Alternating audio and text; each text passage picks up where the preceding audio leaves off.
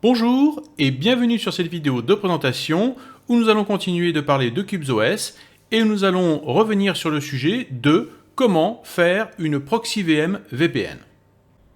Donc la dernière fois que nous avons parlé d'une VPN Gateway, eh bien nous avons vu comment faire cela avec un Network Manager.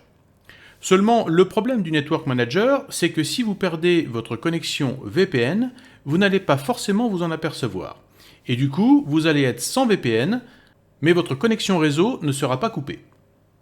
Or ici, nous allons voir comment faire une proxy VM VPN avec un kill switch, c'est-à-dire que si votre connexion VPN est déconnectée, eh bien tout le réseau Internet est déconnecté. Et donc, aucune de vos applications ne pourra accéder à Internet sans le VPN. L'intérêt aussi est bien sûr de faire passer uniquement les VM que vous souhaitez par un VPN. Nous allons voir également qu'il sera possible d'utiliser des VM qui généralement utilisent le réseau Tor pour passer également par un VPN et donc combiner à la fois Tor et VPN. Alors personnellement, je déconseille fortement l'utilisation d'un VPN combiné au réseau Tor. D'ailleurs, les développeurs de Tor déconseillent l'utilisation d'un VPN avec le réseau Tor. Tout simplement parce qu'un VPN est une centralisation en quelque sorte des connexions. Ceci étant dit, je montrerai tout à l'heure comment faire pour combiner VPN et Tor. Donc pour faire une proxy VM VPN, eh bien nous allons bien sûr utiliser la documentation de CubesOS. Dans la partie donc How to make a VPN Gateway in Cubes.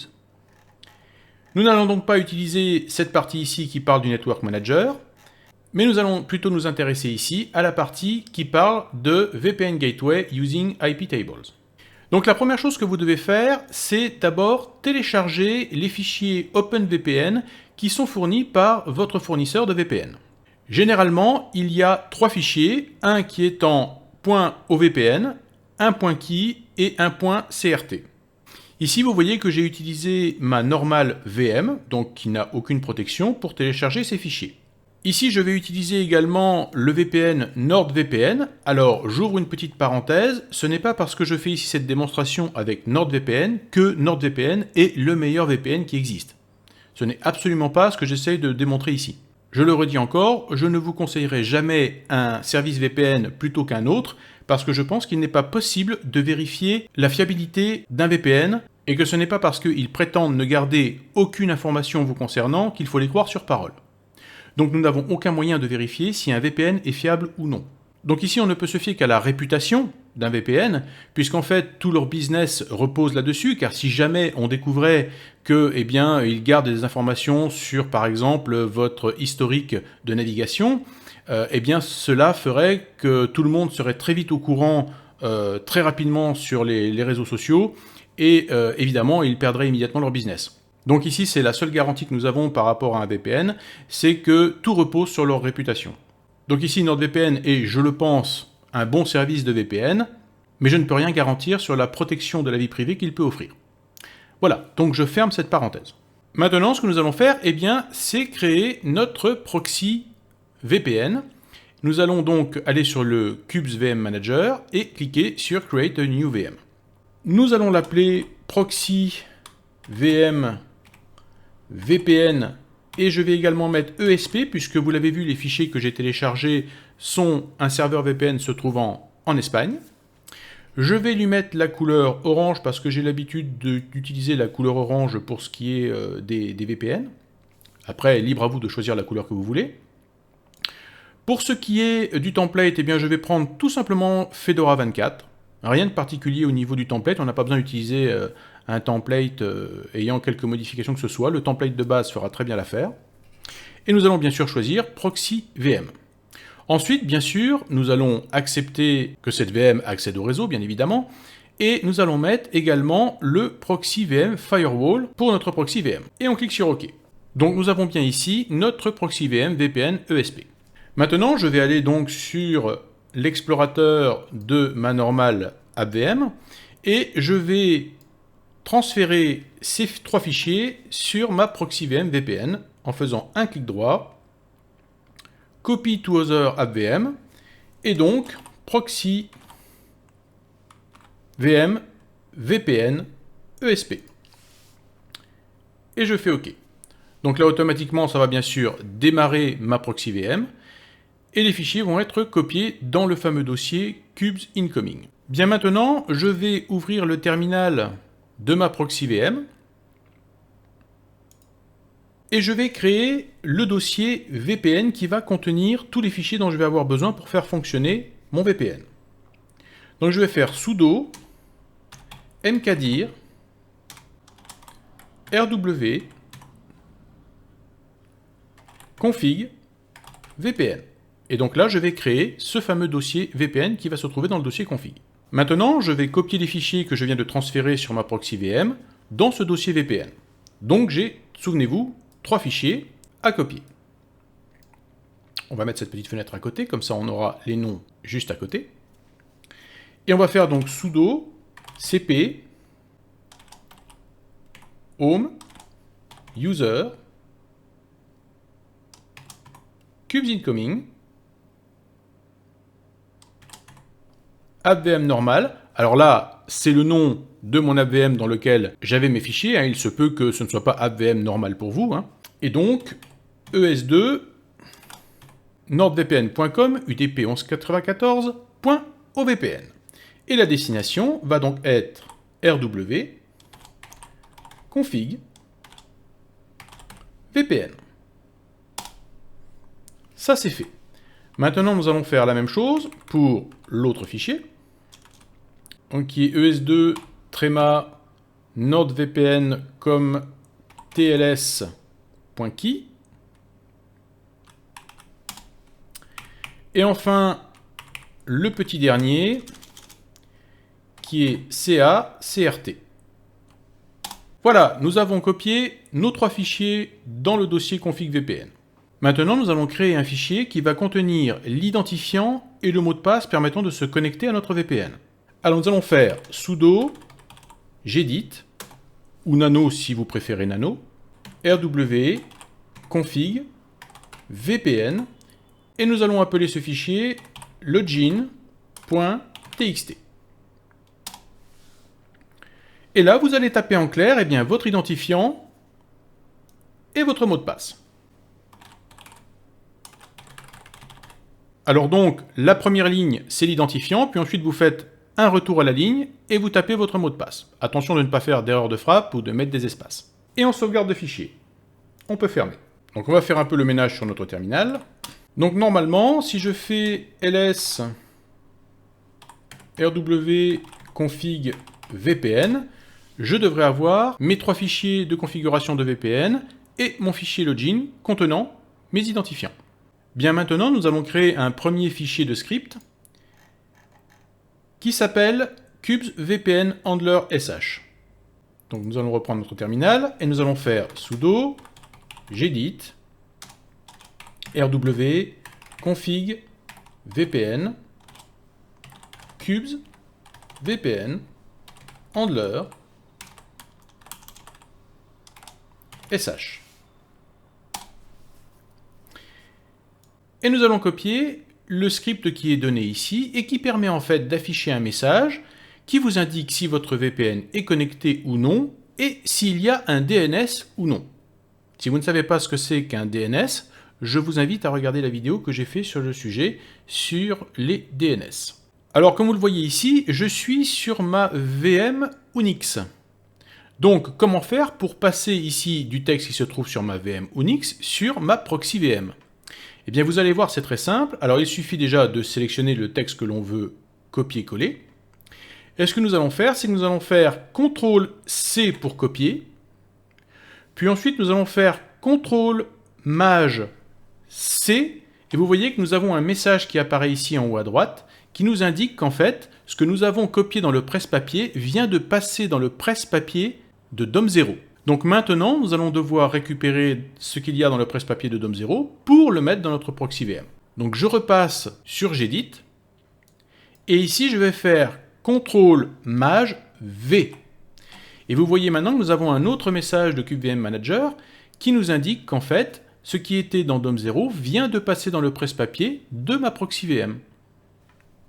Et maintenant, si je fais un clic droit et Paste, eh bien vous voyez que j'ai réussi à faire un copier-coller entre 2 VM différentes. Donc vous allez voir que nous allons le refaire plusieurs fois ici, puisque nous avons plusieurs scripts à coller, et donc ça va vous permettre de pratiquer le copier-coller entre différentes VM.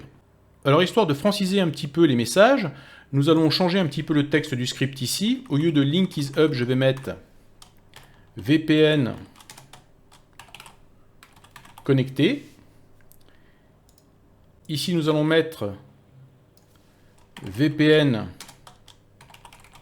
connecté, pas de DNS, en gros. Et enfin ici, nous allons mettre VPN, en gros, déconnecté, avec des points d'exclamation. Voilà, et on peut sauvegarder le script comme ceci, aucun problème. Alors dans ce script, il est également possible d'indiquer un serveur DNS particulier. Normalement, vous ne devriez pas avoir à faire ça, puisque si votre service de VPN est bien configuré, eh bien c'est le DNS du VPN qui va être utilisé. Je vous conseille de regarder la vidéo que j'ai fait sur les DNS et également comment détecter ce qu'on appelle les DNS leaks. Donc vous pouvez vérifier si votre VPN et son DNS fonctionnent bien. Voilà, donc c'est tout pour ce script. Alors avant de passer à la suite, il faut rendre ce script exécutable, car sinon il ne s'exécutera jamais. Donc ici en bas, nous avons la commande permettant de rendre ce script exécutable. Donc c'est très simple, il suffit de faire sudo chmod plus x rw config vpn kubectl handler sh. Et voilà, maintenant il est exécutable. Bien maintenant, nous allons éditer le fichier de configuration au VPN afin d'y ajouter quelques scripts supplémentaires. Donc nous allons faire sudo gedit rw config vpn es2. Et vous voyez qu'ici nous avons le fichier au VPN. Donc il y a déjà pas mal de scripts à l'intérieur et nous allons en rajouter un petit peu. Et nous allons trouver ça dans la documentation ici, et nous avons un script qui s'appelle script security 2. Donc comme tout à l'heure, nous allons faire CTRL-C, puis CTRL majuscule C, puis nous allons revenir à notre script. On va se mettre ici en dessous de remote cert, et nous allons faire CTRL maj V, clic droit, paste. Alors ce petit script ici permet de déclencher le script que nous avons fait tout à l'heure de kubectl handler, qui va donc avec le paramètre up and down indiquer si notre VPN est connecté ou non. Ensuite, nous allons rajouter une commande qui va indiquer où se trouvent nos identifiants.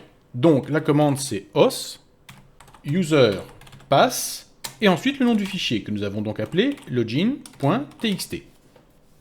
Alors il est inutile ici de donner le chemin d'accès complet, puisque le fichier au VPN se trouve dans le même dossier que le fichier login.txt. Voilà, on peut sauvegarder ça et fermer. Ensuite, sur toutes les VM, il existe un script qui permet de paramétrer le pare-feu de chaque VM. Ce script donc s'appelle kubectl user script. Alors par défaut, ce script n'est pas utilisé. Mais ce que nous allons faire ici, c'est que nous allons y ajouter des commandes iptables qui vont donc paramétrer le pare-feu et nous allons rendre ce script exécutable. Donc allons-y, nous reprenons notre petit terminal que nous allons un petit peu nettoyer et nous allons faire sudo gedit rw config kubectl user script. Normalement, vous ne devriez avoir aucune commande à l'intérieur de ce script. Si c'est le cas, supprimez-les. Je vais donc prendre toute cette partie ici du script. Je vais faire comme tout à l'heure, CTRL-C, puis CTRL-MAJ-C, puis je vais revenir à mon script. Et je vais faire CTRL-MAJ-V, et je vais coller. Donc ici, rien de particulier à faire, aucune modification à faire, vous faites juste save, et c'est bon. Maintenant, eh bien, comme nous l'avons fait tout à l'heure, il faut rendre ce script exécutable. Donc, je vais revenir ici sur mon terminal, et je vais faire sudo chmod plus x rw config kubectl user script, et je valide. Maintenant, ce script sera exécuté à chaque fois que la VM démarrera. Alors maintenant, ce que l'on veut, c'est que lorsque notre VM va se lancer, eh bien, la connexion VPN se fasse automatiquement. Alors, vous le savez déjà peut-être, mais il existe un fichier qui s'appelle rclocal qui est souvent utilisé sous Linux pour démarrer quelque chose au démarrage de Linux. Donc c'est ce que nous allons faire, nous allons éditer ce fichier. Donc sudo gedit rw config rclocal. Et nous allons copier le script qui se trouve ici, juste en dessous. Donc, comme tout à l'heure, CTRL-C, CTRL-MAJ-C, puis CTRL-MAJ-V, et on colle. Alors par contre, ici, nous allons devoir modifier le nom du fichier, puisque vous voyez qu'ici, il est marqué OpenVPN client OVPN. Or, nous, ce n'est pas du tout le nom qu'a notre fichier, puisque notre fichier a le nom ES2 NordVPN, donc rien à voir. Donc nous allons devoir ici simplement changer le nom de notre fichier pour que ça corresponde. Donc ES2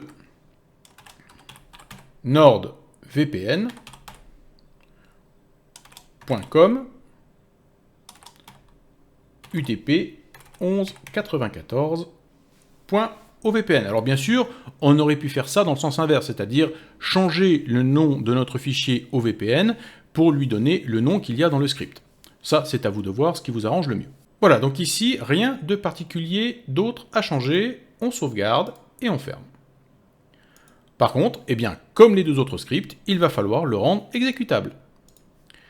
Donc, de nouveau, commande sudo chmod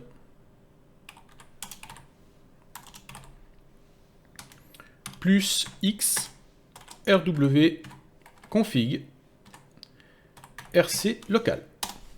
Voilà, il est exécutable. Et bien voilà, nous avons terminé la configuration, il ne nous reste plus qu'à essayer. Alors, ce que nous allons faire, c'est nous allons fermer un petit peu tout ça. Nous allons aller sur notre KubeVM Manager et nous allons éteindre notre proxy VM VPN. Donc ici, logiquement, lorsque je vais la démarrer, elle va se connecter automatiquement à mon VPN et devrait afficher un message en haut à droite ici m'indiquant que mon VPN est bien connecté. C'est parti, je lance ma proxy VM VPN, c'est l'heure de vérité. Et vous voyez qu'on a bien le message VPN connecté, donc ma configuration est réussie. Si ce n'est pas le cas, si vous n'avez pas le message VPN connecté ou que vous avez autre chose ou un autre problème quelconque, eh bien je vous conseille de revoir intégralement la procédure. C'est peut-être que vous avez fait une faute de frappe quelque part, peut-être dans vos identifiants, peut-être dans les scripts de votre fichier au VPN. Bref, la moindre petite faute de frappe peut carrément faire échouer la connexion de votre VPN. Donc vérifiez bien tout de A à Z. Alors, ce qui est formidable, eh bien, c'est que maintenant que nous avons cette proxy VM VPN, eh bien, nous pouvons l'utiliser sur n'importe quelle VM de Qubes. Et donc, pour ceux qui veulent absolument utiliser un VPN avec le réseau Tor, eh bien, nous avons Unix ici qui peut servir à ça. Alors, ce que je vais faire, c'est que je vais d'abord fermer mon app VM Unix. Je vais également couper la proxy VM Unix. Et comme vous pouvez le voir ici, ma proxy VM Unix a comme NetVM la proxy VM Firewall. Ce que je vais faire, c'est que je vais changer ça. Et au lieu de la proxy VM Firewall, je vais lui mettre la proxy VM VPN. Je vais maintenant relancer mon app VM Unix. Vous allez voir qu'automatiquement, bien sûr, la proxy VM Unix va se lancer. Vous voyez que la connexion Tor s'est bien effectuée. Et donc maintenant, j'ai bien une connexion Tor qui passe par le VPN. Et en plus, nous avons l'isolation de Unix et de Qubes qui viennent s'ajouter à tout cela. Et bien sûr, le gros avantage ici, je vous le rappelle, c'est que si le VPN se déconnecte, eh bien, plus aucune connexion réseau n'est possible pour les VM qui passent par la proxy VPN. Voilà, j'espère que vous avez aimé cette vidéo et je vous dis à très bientôt pour d'autres vidéos.